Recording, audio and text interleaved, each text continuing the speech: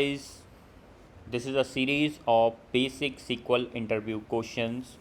I have faced lot of them during my interview. This is the basic question, difference between primary key and the secondary key. Primary key, it is a unique identifier for each row in the table. The second point will be it cannot be null, and it is used to connect the two tables. Each table should have only one primary key.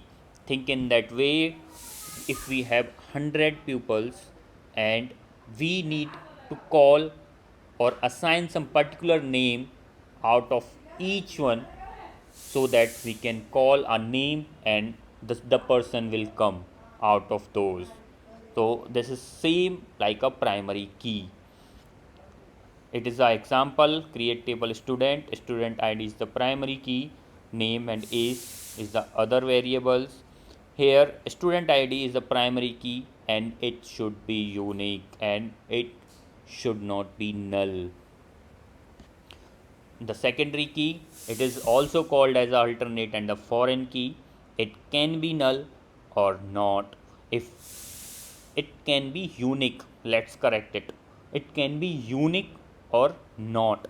Nulls are allowed here and it can be multiple in the table.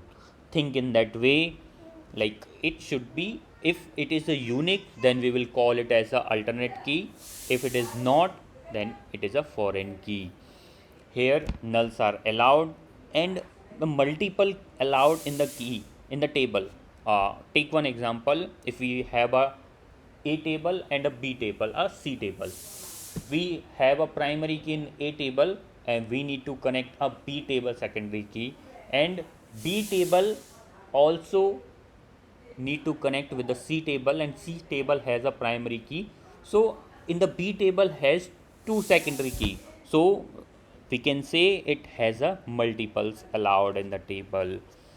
Here we can take the example alternate key. This is the employee table. Employee ID is the primary key and email is also unique, you can see here. So email is a secondary key which is called as the alternate key and it is unique. Foreign key, we can take one example here. This is the department table. Department ID is the primary key and employee is the second table. Here employee ID is the primary key, but the department ID which is act as a foreign key. So that's it. Let's summarize it. Remember 3 points. Primary key, it is a unique identifier for each table, for each row in the table. It cannot be null. And the third point, it should be a one column in a it should be one in the primary key.